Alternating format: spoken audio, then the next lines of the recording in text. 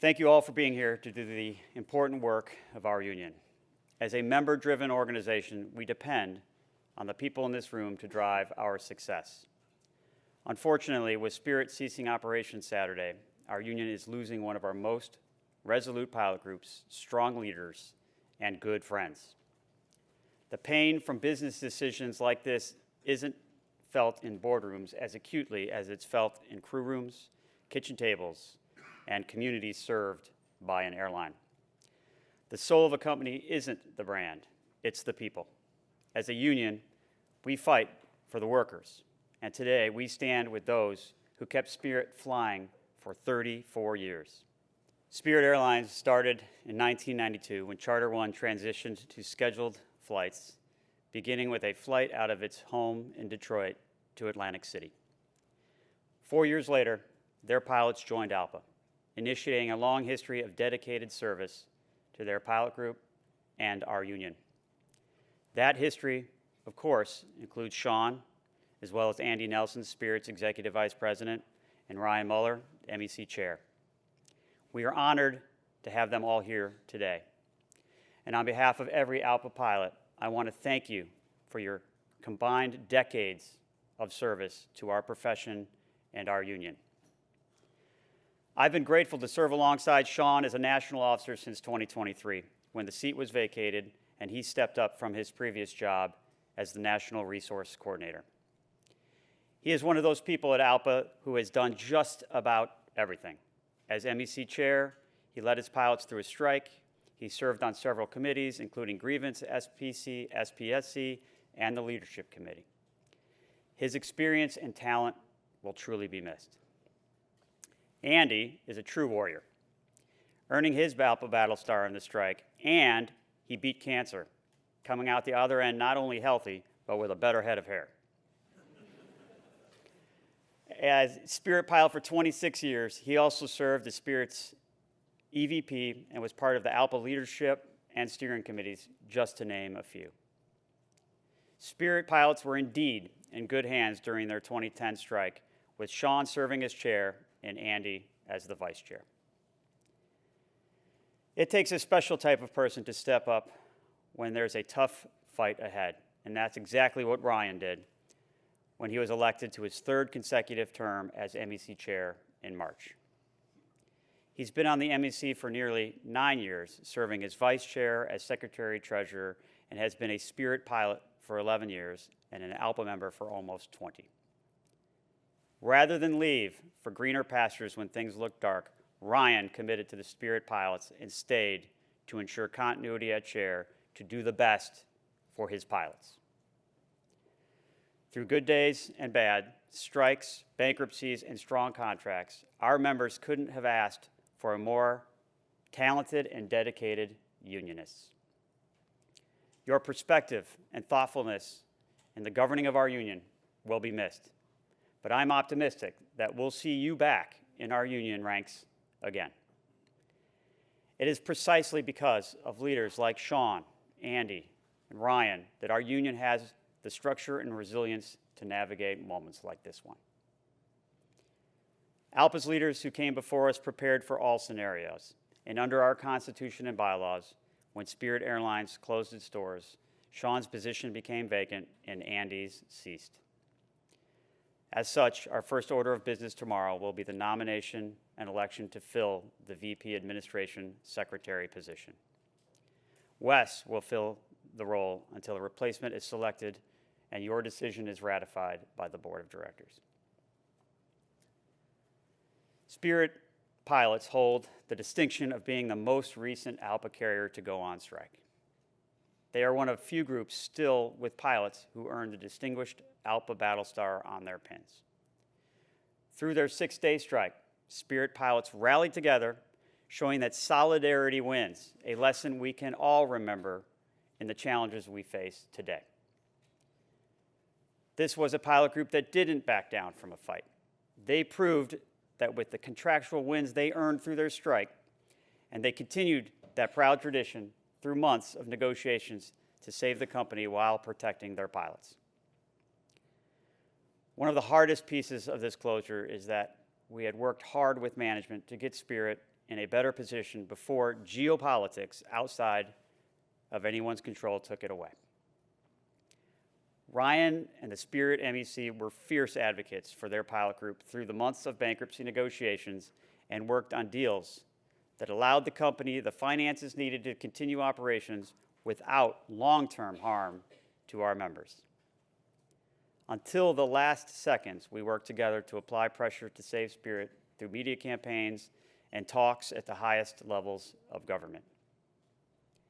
Our goal was the goal of everything we do at ALPA: protect union pilots first and foremost. While we regret the closure, it cannot be said that it was due to a lack of effort or resources on behalf of our members. To Ryan, Sean, Andy, and every Spirit pilot, we remain dedicated to supporting you through getting what you deserve as your airline closes and finding you your next opportunity. If you need help with resources, just ask. We are here for you. And I encourage all of our MECs to continue work with management to develop preferential hiring treatment for Spirit pilots so they can find a new home at an ALPA carrier. These dedicated and professional pilots are a credit to our profession and an asset to our union. For the second consecutive year, we opened the spring meeting of our executive board with recognition of members lost in recent accidents. Every accident is a promise renewed, a charge to us as union leaders to make aviation safer. We honor the lives of Captains Antoine Forrest and Jonathan Campos, Honorary Captain Sam Lilly, and First Officer Mackenzie Gunther, and the grief of those they left behind by committing ourselves to a future where no family experiences a similar loss.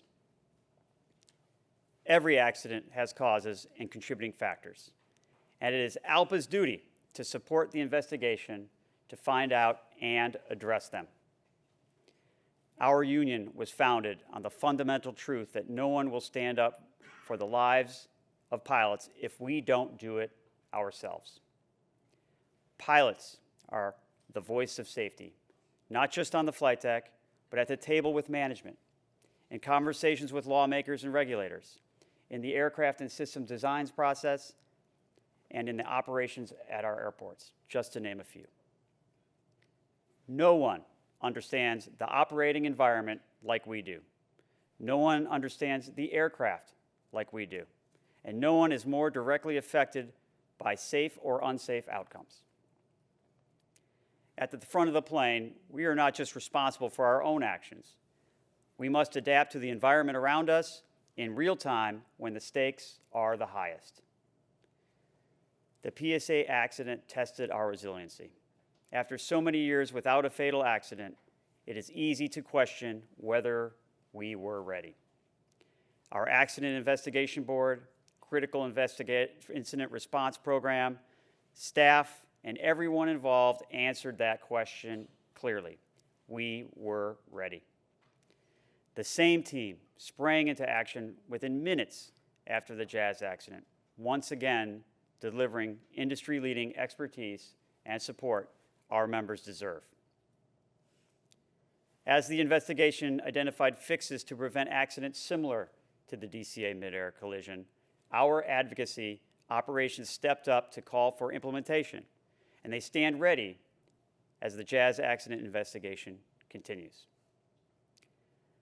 I want to recognize the hard work of those who responded with such dedication, our ASO volunteers and leaders, the CHIRP volunteers, our dedicated staff, the Jazz MEC, Tim, and the Canada Board.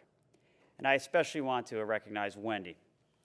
She has led our response to both accidents with unparalleled vision and compassion. This is among the hardest work we do as a union, demanding in both logistics and emotions, and Wendy has been exceptional.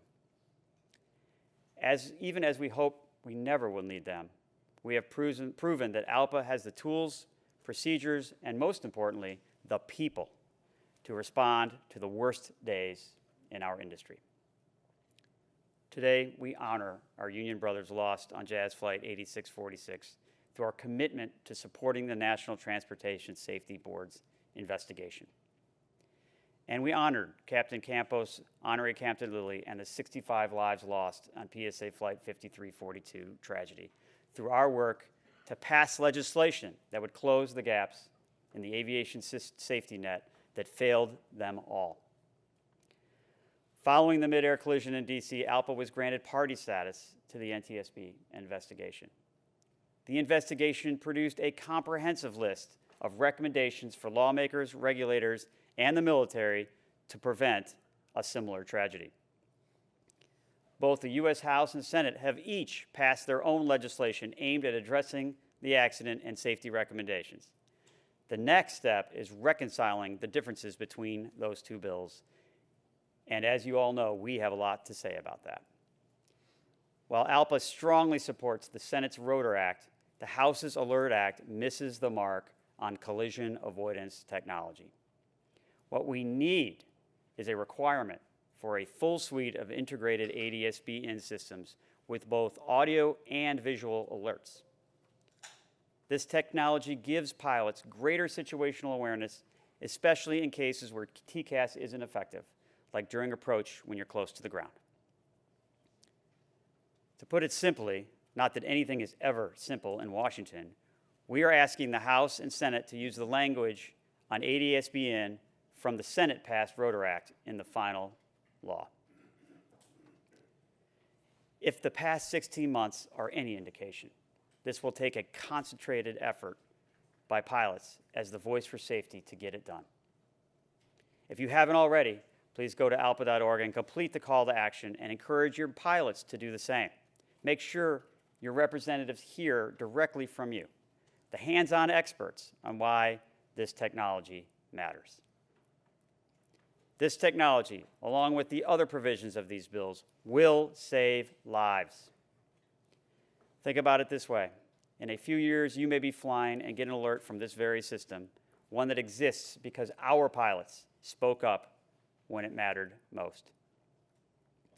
That is what it means to be the voice of safety and the conscience of our industries. Speaking up for safety and for pilots is the core mission of our union. While we are working to advance the strongest safety legislation in response to the PSA tragedy, ALPA's advocacy team is also focused on a broad range of legislation where we can make real progress for our pilots.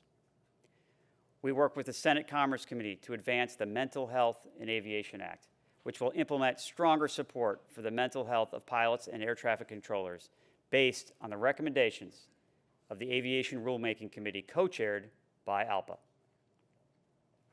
The House and Senate are also working on a bill to update federal tax rules, allowing pilots an above-the-line deduction for qualified premium pay, as well as extend the no tax on overtime law to other airline workers, railroaders, and emergency responders who were excluded by the current law. Both bills have calls to actions that you can participate in.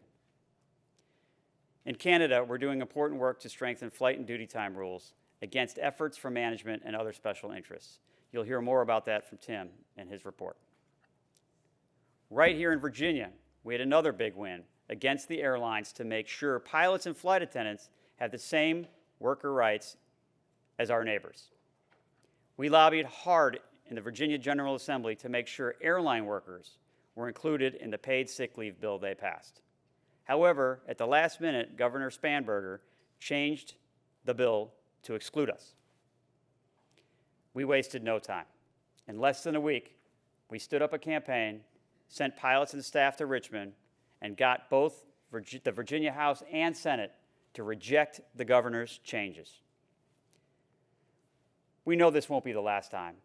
Over the past 3 years, we've been building relationships with state labor councils across the country to make sure to catch and stop laws that unfairly target pilots whenever they emerge.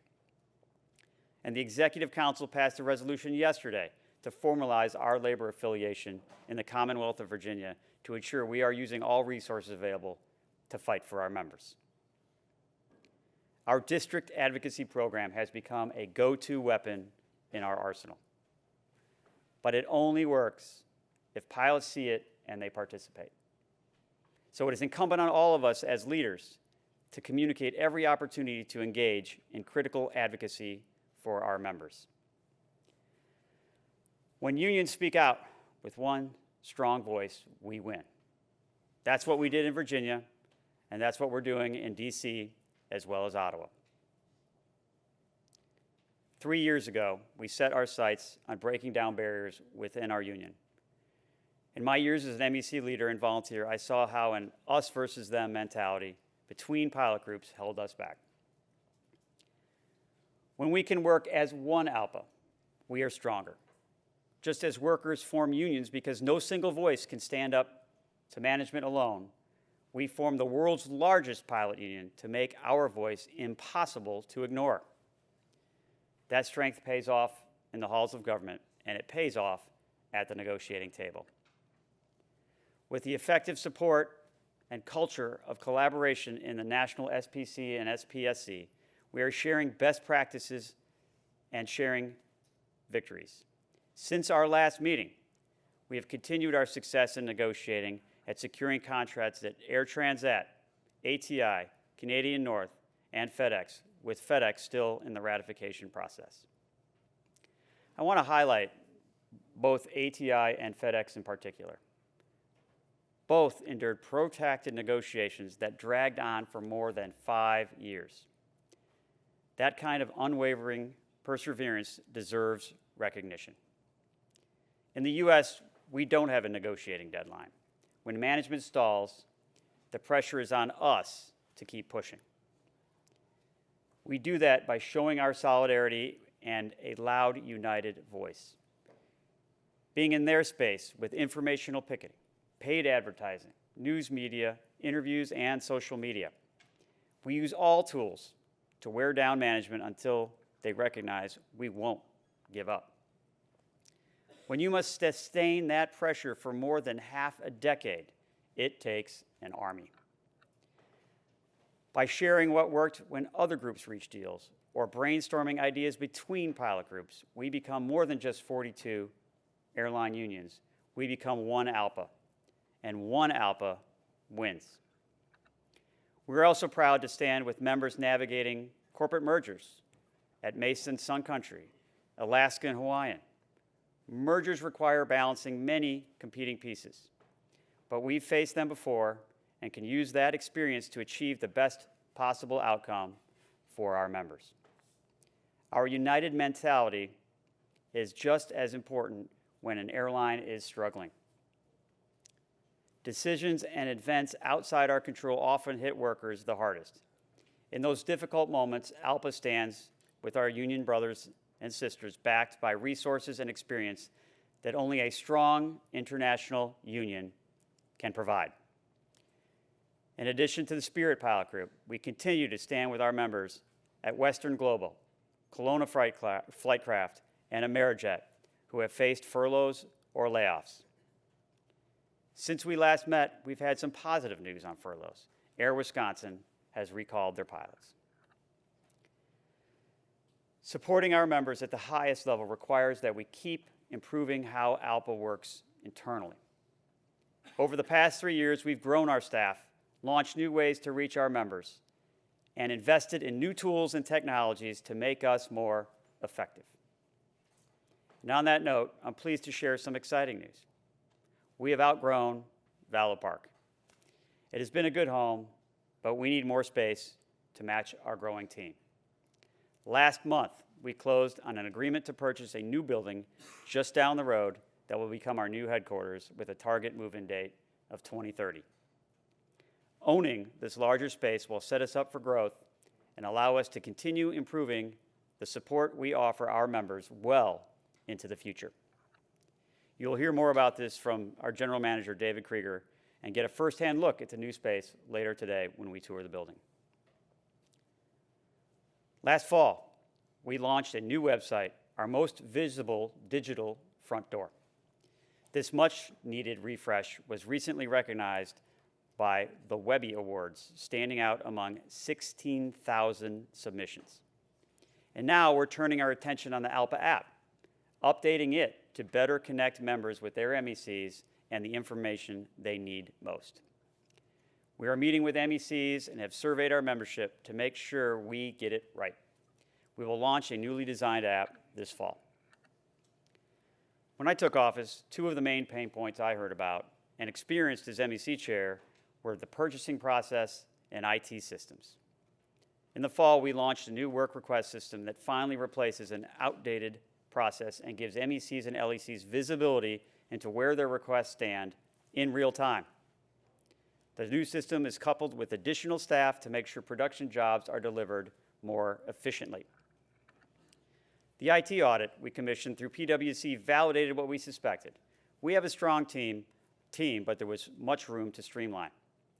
As we continue to implement the new project management office within IT and policy changes to the Information Technology Advisory Committee, we will continue to benefit from more efficient, easier to use, and transparent systems.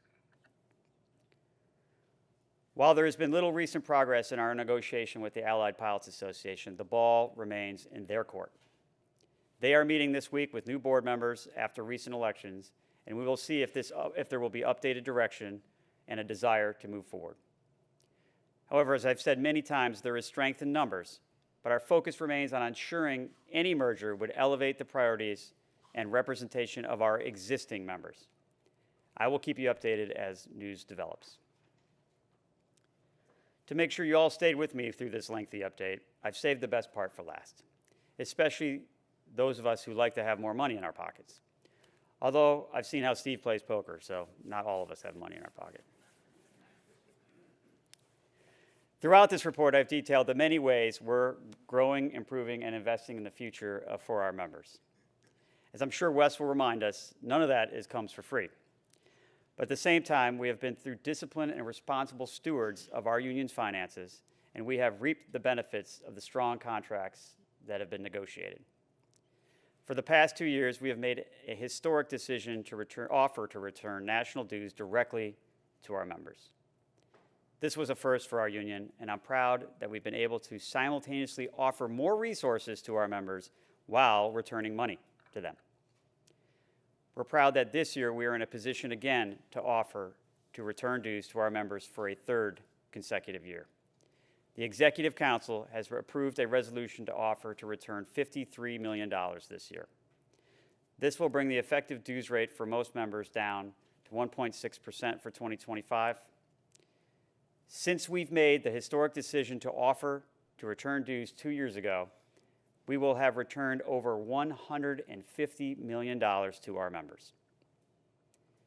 This is in addition to returns being offered at the MEC level, where a significant portion of the surpluses remain. And I commend the MECs who can return dues locally. However, we also recognize that collecting dues just to return them isn't the most efficient way to serve our members. These offers to return dues identified something important. We have a sufficient surplus to operate, to grow, and to reduce our dues rate.